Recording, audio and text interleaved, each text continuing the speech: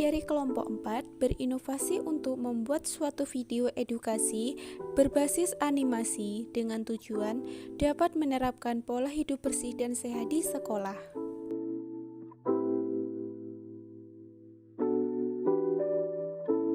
Perilaku hidup bersih dan sehat di sekolah atau yang sering disebut dengan PHBS ialah suatu kebiasaan atau perilaku positif yang dilakukan oleh seluruh warga sekolah dengan kesadarannya untuk mencegah penyakit serta menjaga kesehatan di lingkungan sekolah. Adapun manfaat PHBS di sekolah yaitu agar terwujudnya sekolah yang bersih dan sehat sehingga siswa ataupun guru dan masyarakat di lingkungan sekolah dapat terlindungi dari berbagai macam penyakit. Indikator PHBS di sekolah ada 8 loh teman-teman. Apa aja sih?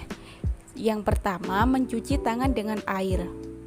Mencuci tangan dengan air yang mengalir dan menggunakan sabun dengan cara yaitu basahi tangan dengan air bersih dan mengalir. Gunakan sabun secukupnya. Usap-usap kedua telapak tangan. Gosok semua sela-sela jari. Usap-usap punggung tangan kiri dan tangan kanan. Gosok jari dan kuku tangan kanan dengan tangan kanan kiri, lakukan juga sebaliknya. Bersihkan ibu jari, bersihkan pergelangan tangan, lalu bilas tangan kita dengan air bersih. Keringkan tangan kita dengan menggunakan handuk atau lap tangan. Dan yang terakhir, jangan lupa untuk mematikan keran air yang setelah digunakan mencuci tangan ya teman-teman. Yang kedua, mengkonsumsi jajanan sehat. Mengkonsumsi jajanan sehat di sekolah dengan cara memilihnya yang harus bersih, jauh dari tempat sampah, got, debu, dan asap kendaraan bermotor. Harus tertutup dan tidak bekas dipegang-pegang orang banyak. Tidak terlalu manis dan warna mencolok. Tidak digoreng dengan menggunakan minyak yang sudah keruh. Tidak bau apek dan tengik. Dikemas dengan plastik atau menggunakan bahan lain yang bersih dan aman. Dan jangan lupa lihat tanggal kadaluarsanya juga ya teman-teman. Menggunakan jamban yang sehat dan benar, yaitu bila menggunakan jamban duduk dengan berjongkok karena alas kaki dapat mengotori jamban.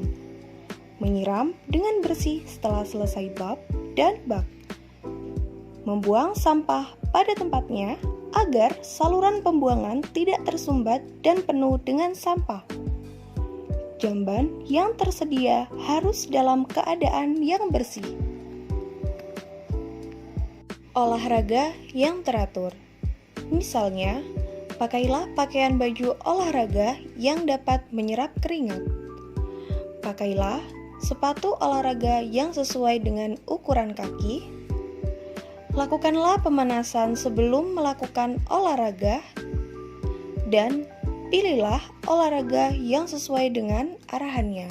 Dengan menimbang berat badan dan mengukur tinggi badan setiap 6 bulan untuk dapat mengetahui pertumbuhan dan perkembangan badan. Juga untuk mengamati pertumbuhan berat badan dan tinggi badan dari waktu ke waktu. Memberantas jentik-jentik nyamuk dengan melakukan 3M, yakni menguras dan menyikat dinding-dinding penampungan air sekurang-kurangnya 1 minggu sekali, menutup rapat tempat penampungan air, serta menyingkirkan barang-barang bekas yang dapat menampung air hujan seperti kaleng bekas, plastik bekas, dan gelas aqua bekas yang merupakan tempat nyamuk untuk berkembang biak. Membuang sampah pada tempatnya. Pilah sampah ke dalam 3 jenis tempat sampah, yaitu yang pertama, tempat sampah organik kering yang tidak dapat mengalami pembusukan secara alami, seperti kaleng, plastik, botol, dan karet. Yang kedua, tempat sampah organik basah, mengalami pembusukan secara alami, seperti dedaunan, sayuran, dan rempah-rempah. Yang ketiga, tempat sampah yang berbahaya dan beracun, seperti jarum suntik, sisa bahan kimia, dan pecahan kaca.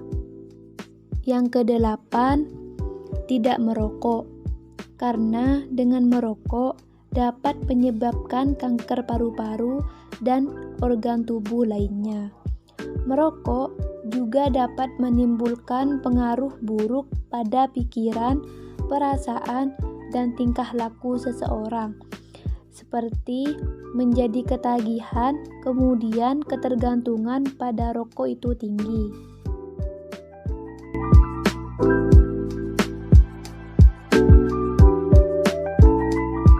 Aku anak sehat, bersih, Sehat, aku hebat. ayo terapkan dan